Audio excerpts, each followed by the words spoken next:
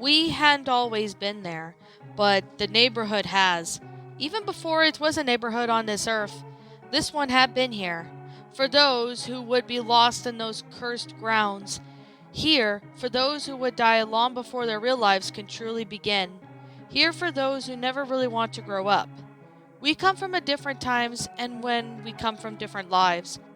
But one thing remains true to all of us.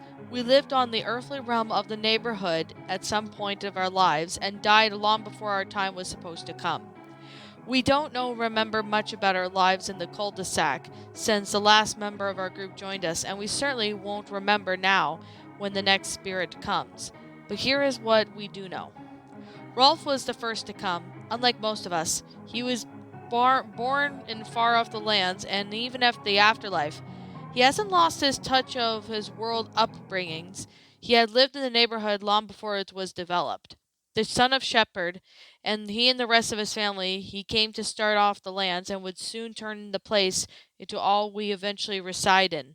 He died in 1903 while attending to the family's animals.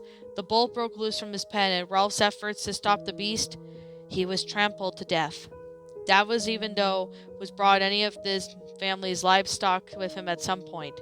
He chose not to bring his cattle along. He continues to go on about the farm on a daily basis, but he is more than happy occasionally to neglect them by play with the other children of the neighborhood. Johnny was always a lonely child. In fact, Rolf actually became his first human friend ever since he came to the cul-de-sac after his death. His parents moved off the grounds for Rolf's former farm, and not long after his death, with no other children around and no field work to take up its time, and did Rolf's and Johnny drew into his mind to a great extent.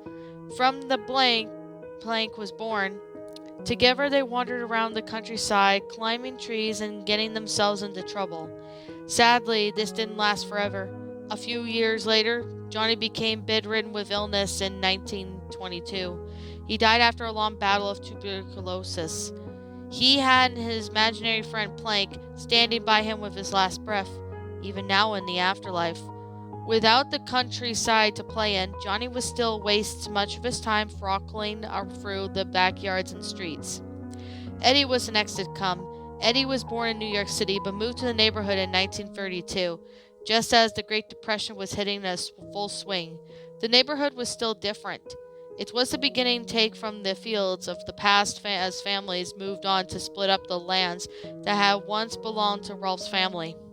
Always a schemer, Eddy looked up to anything to find his comfort to be his very bare family, even if it cost him the friendship of ours. Eddy died in 1939 after one of his grand plans was swindled and backfired. He drowned trying to cross the local river after trying to run away from the angry kids that he had tried to deceive. Even in the afterlife, he keeps chasing after all the angry, mighty dollar. Sarah and Ed got together not too long ago after that. By the late 40s, the cul-de-sac had already nearly taken its final as one of its pre-planned developments, and that had become popular with the post-war era. As the brother and sister were growing up in the chaos of World War II, they had their various ways of escaping their lives as children, and dead GI and a working mother. Sarah had become enraged and controlling as she fought so to make sure everyone who knew her that she was in charge, all in attempt to copy off of a view of the hustle and bustle of her often working mother.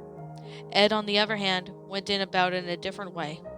He just shut it off entirely, in the fact that he only shut out everyone and everything in the world entirely, becoming of what just happened to be a complete idiot. Ed chose instead to become completely involved in the monster movies and comic books they began to pop up after the World War ended. It wasn't long after this. In 1953, Ed and Sarah died in car wrecks as their mother was taking them to visit their grandparents. Naz came in at a time after and his brother and sister. Naz was a flower child, born to pair with hippies turned into the establishment in the late 60s. She was naturally a beautiful girl that always had a way with boys and men alike. She even lived on a whim and would often go on flirting about playing with other intentions. She died in possibly the most horrific way of any children in the neighborhood. In the summer of of 1979, a serial killer who had broken out of the local asylum had slipped into her house in the dead of the night and killed her as well as her entire family. In the trauma of the events that she had a way similar to Ed to shut out the world entirely and forgot of her parents and siblings, which is why in the afterlife she does not receive demands from non-existent parents, unlike many others. This gives her much more time to lounge around and party as often as she does. It didn't take long before Ed, too, joined in the rest of the neighborhood. He was a child of two highly controlling professionals, and at the age of greed to that, despite their constant absence, dominated his life as Ed became quite the intentional and rather meek and shy figure, always the curious type. He loved to experiment when given the time away from school and the consistent chores of his parents. This would lead to ultimately his demise in 1986, as a gas leak combined with the Bunsen burner from one of his experiments in his house blew him into pieces. With the being timid as subsequent type between the various misadventures, Ed continued to follow the written orders of his parents long after his death. Kevin was next to join the group. He was born the day Ed's death, as many ways as his polar opposite. Kevin came from a broken home and developed a bold personality. In life was cynical and angry, and took it completely out of other children. His abusive father would rarely pay him any attention in life, and would end up bringing up at the end about it. In a drunken rage of his father beat him after Kevin attempted to stand up to him. He died on the way to the hospital in the winter of 1999.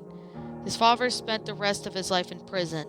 In the afterlife, Kevin changed his prescription of the opposite of what his life really was. With a distant father who would shower him with gifts, however, he continued to maintain his bullying even after his death. Jimmy was the last to come to the Cul-De-Sac. He died in 2000, not long after moving into the house that Kevin's father had once lived in. He had leukemia, and since he was barely old enough to walk, as such as the other way, a very sickly child, due to his protective parents, he never got to be around the other children. He lived his days out in the small bedroom, completely neglected by the world outside. Jimmy lingered for some time, even in a state of near death, but in the end finally caved in the suffering of his long illness. The sisters were different from the citizens of the cul-de-sac. They were never any earthly plane of existence. Instead, they were children of demons of not too dissimilar from the succubae of the human lore. They seemed to possess abilities impossible by the standards of such others, such as the ability to appear nearly anywhere instantly. They were sent to hell into torment that already tortured the souls of the neighborhood. Surprisingly, they were attracted to the Eds for unknown reason, although it was speculated that they were the weakest-willed members of the neighborhood, and they were already seen as targets by them. Despite that, they were universally loathed and often feared by anyone, including the Eds.